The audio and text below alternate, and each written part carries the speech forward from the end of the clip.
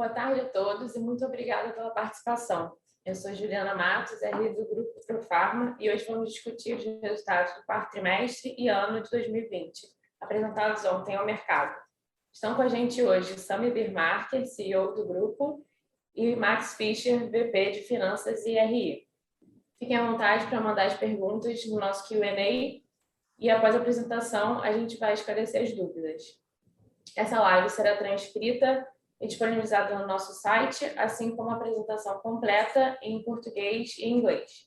Agora eu passo a palavra para o Max para comentar os resultados. Obrigado, Juliana. Obrigado aí pela presença de todos. Boa tarde. O ano de 2020, com certeza, foi muito especial para nós. Apesar das dificuldades da pandemia, foi um ano de muitas conquistas e de superação. Seguimos mostrando ao mercado que estamos no caminho certo, representando uma sequência de evoluções operacionais, tanto na distribuição quanto na DMIL. No decorrer da apresentação, vamos falar com mais detalhes de cada divisão. Falando de ano, no consolidado, temos resultados expressivos.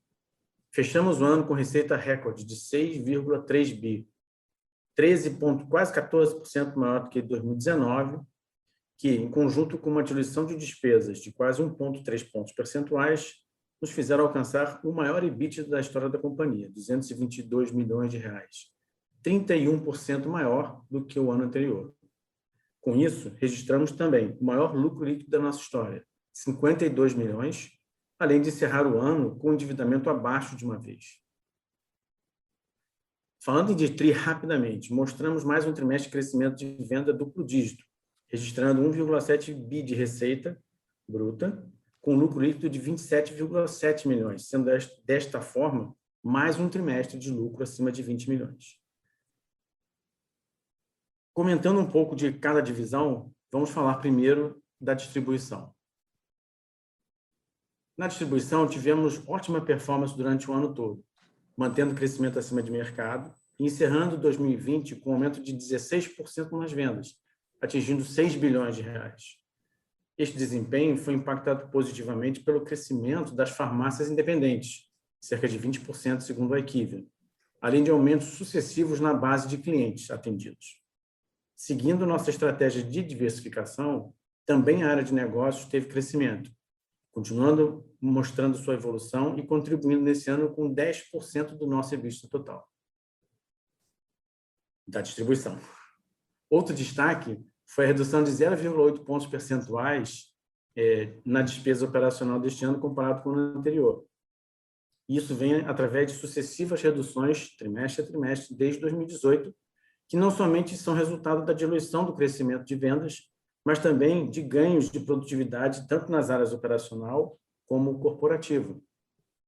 A soma do nosso crescimento contínuo de vendas com expansão de lucro bruto e a recorrente redução de despesas operacionais se refletiu no EBITDA, que acumulou na distribuição 135 milhões no ano, 31% acima do mesmo período de 2019, com expansão de margem, 0,3 pontos percentuais, atingindo 2,6% da receita líquida em 2020. Vale ressaltar que nos últimos 3 anos, nosso EBITDA vem crescendo e reforçando a continuidade das evoluções dos resultados da distribuição, cujo crescimento médio anual foi de 21% nesses 3 anos. O lucro líquido da distribuição neste ano também é recorde, 58 milhões, 241% maior do que o lucro líquido do ano anterior. Importante ressaltar a continuidade da geração desse lucro no trimestre, após um recorde de 27 milhões no trimestre passado. A evolução contínua do EBITDA, mencionada anteriormente, e as reduções das despesas financeiras, fruto da redução do endividamento, contribuíram bastante para a geração desses níveis de lucro líquido. Agora eu vou comentar um pouco sobre o varejo. Na divisão varejo, como efeito das medidas de isolamento social e fechamento temporário de shoppings em função da pandemia que vivemos, tivemos um menor fluxo de clientes nessas lojas de shopping. E a DMIL acabou apresentando uma retração de 10,8% na receita bruta, frente ao registrado no ano passado, ao atingir 1,07 bilhão. As lojas de shopping, portanto, acabaram representando, que são 17% da nossa base, acabaram concentrando quase 70% da redução de vendas. Por outro lado, é importante registrar o ganho de rentabilidade, com o crescimento da margem bruta 1,6 pontos percentuais acima de 2019, atingindo 30,3%, fruto de novas estratégias, tanto de precificação como de reestruturação na área comercial. O EBITDA acabou totalizando 84 milhões no ano, com uma margem de 7,8%, enquanto o lucro líquido somou 0,1 milhão, revertendo o prejuízo do ano passado, que tinha sido de 7,5 milhões. Falando rapidamente de trimestre, a receita caiu 7,5% em relação ao mesmo período do ano anterior, mas aumentou quase 6% em relação ao terceiro TRI de 2020, mostrando a gradual volta da operação à normalidade. Destaco também o crescimento de 13% do EBITDA, que atingiu nesse trimestre 26,4%, com margem de 9,5%. Agora volto a palavra para a Juliana para a gente começar a sessão de perguntas e respostas.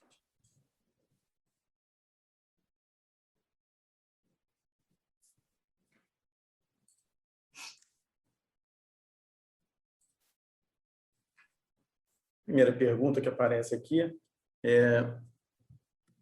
poderiam explicar por que da queda da margem bruta da divisão de distribuição, por favor?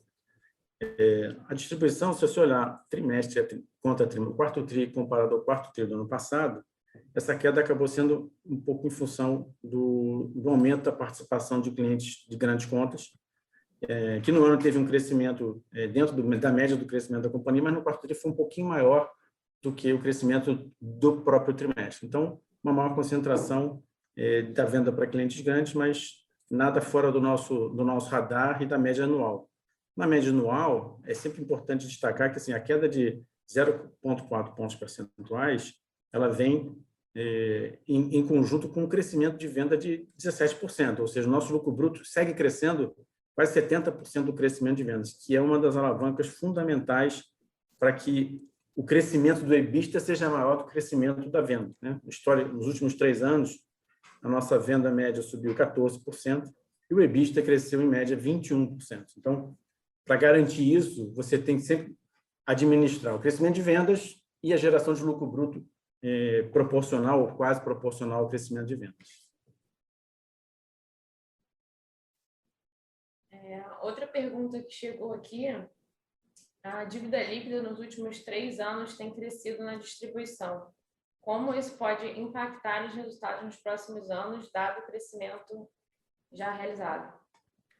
Essa é uma pergunta importante, né? Embora a dívida tenha crescido 13%, né, nesse período, de 2018 para cá, o EBITDA cresceu 61%. Então, fica claro a desalavancagem, né, da divisão. Essa desalavancagem ela acaba sendo fundamental, né, para que a geração adicional de EBITDA que a gente vem, né, fazendo nos últimos 3 anos não seja consumida por uma despesa financeira. A gente saiu de adicional, né? A gente saiu de 3,2 vezes dívida líquida EBITDA em 2018 para 2,2 vezes agora em 2020. Então, esse é um ponto muito importante. Eu gostaria só de acrescentar também outro ponto, que é o perfil da dívida, né? Nesse ano, a gente conseguiu mudar completamente. No quarto trimestre, a gente fez um alongamento de dívida. A gente já virou o ano com 17% apenas da nossa dívida da distribuição no longo prazo e ano passado era 47%. Então, isso também dá readequa bastante a nossa questão de estrutura de capital para o crescimento que a gente quer fazer.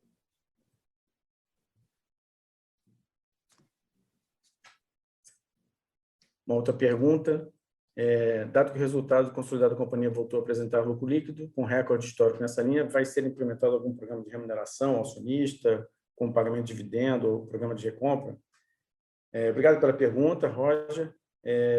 De fato, a gente, voltando a dar lucro, né, a gente tem a opção também de pagar juros sobre capital próprio, não tem nada definido ainda dentro da companhia, mas a gente está avaliando isso junto ao Conselho de Administração.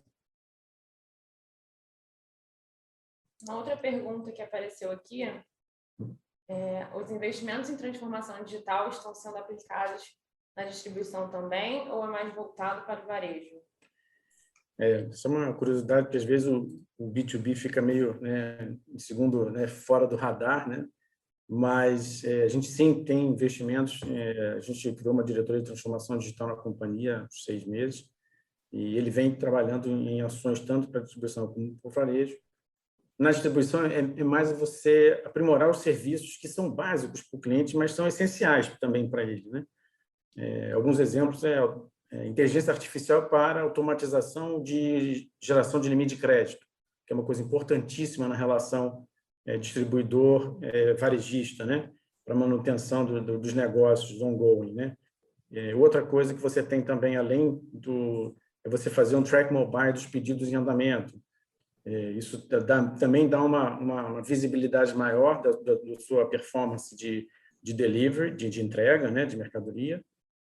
Algumas iniciativas em pricing também envolvendo inteligência artificial. Então, uma série de iniciativas que também vão permear, com certeza, a divisão de distribuição.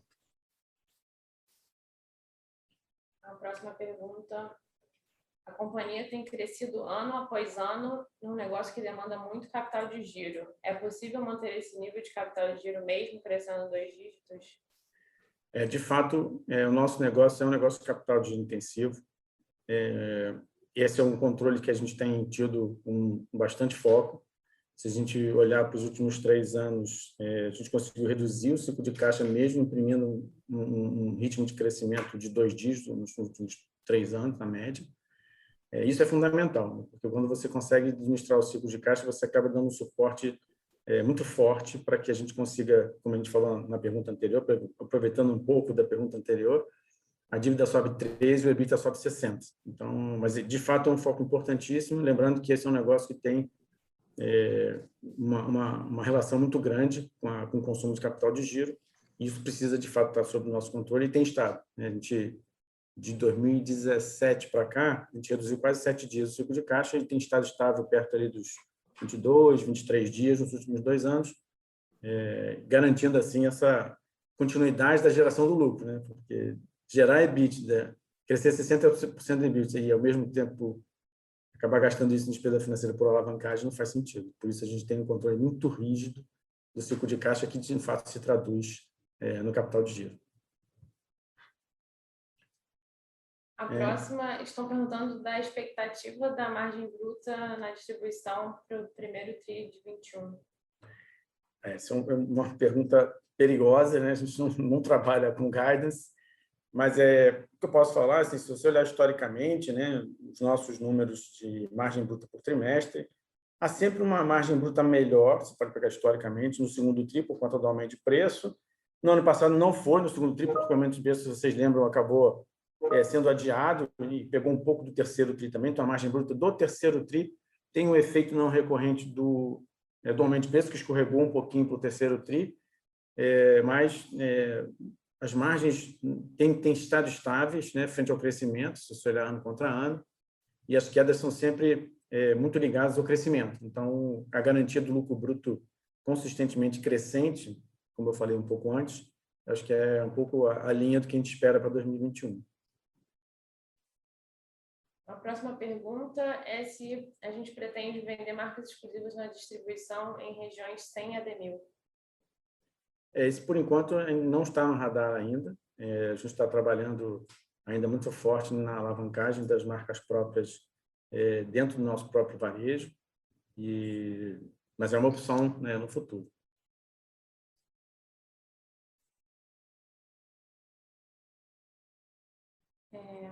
Pediram para comentar um pouco do aumento de preço e como influenciaria positivamente o grupo.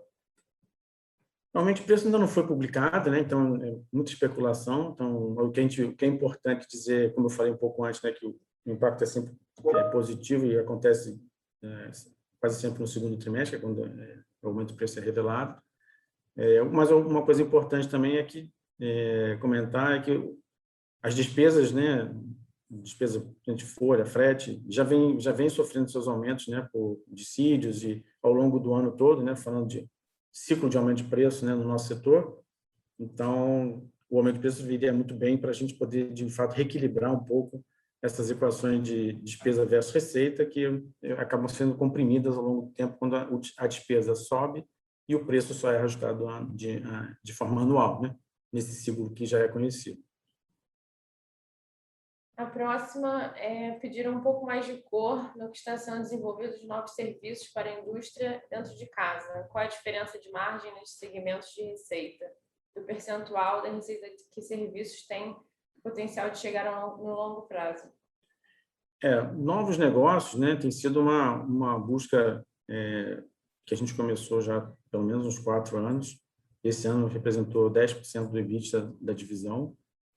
São negócios que não geram receita, né? São prestações de serviço, então normalmente são FIIs atrelados a serviços que a gente presta, no caso a gente está falando de propaganda médica. Então isso tem sido uma questão importante para a gente também administrar a expansão da margem EBITDA sem a necessidade de investimento de capital de giro, que é uma variável que a gente sabe que é extremamente relevante na questão do retorno também sobre o capital. A próxima. Boa tarde, parabéns pelos resultados. Esse crescimento de farmácias independentes, vocês já identificaram por que ocorreu? Imaginei que a saída de pessoas de grandes cidades para cidades menores, subúrbios, influenciou, pois nessas independentes sofreriam uma concorrência menos intensa das grandes. Vocês distribuem para que regiões do Brasil? Gostaria de ouvir mais detalhes para saber os fatores. Obrigada. De fato, você perguntou e respondeu pelo menos grande parte da questão. De fato, a pandemia mudou o hábito de consumo para farmácias menores de bairro. Isso ficou claro. Essas farmácias crescem 20%, enquanto as grandes, a Abrafarma, né, grandes redes crescem 10%. A gente distribui nacionalmente. Então, essa é uma das vantagens também do modelo integrado, né, que a gente sempre falou, distribuição mais varejo, que é um modelo que acaba que hoje em dia está no mundo inteiro, né? No Brasil, o único distribuidor nacional que é integrado é a Profarma.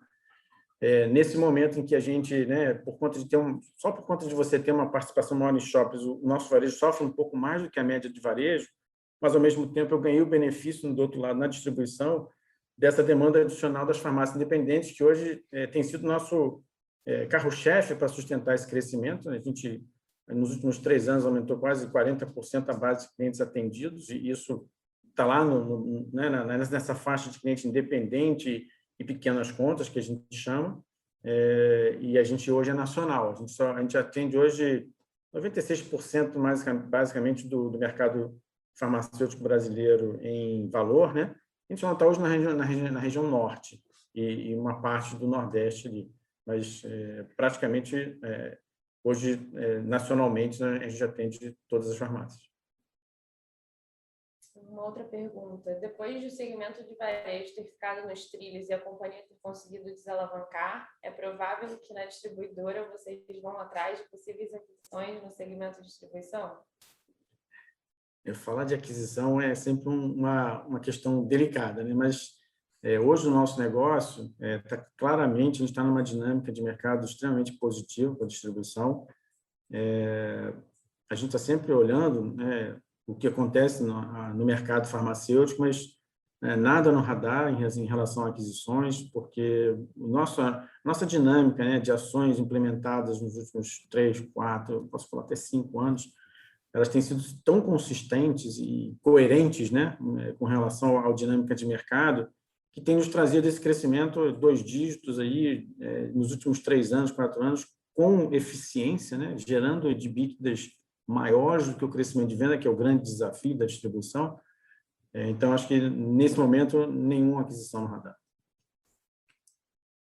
Outra pergunta que a gente recebeu é sobre os passivos da companhia. Existe a possibilidade ainda de redução de custo da dívida e o que está sendo feito na gestão dessa linha?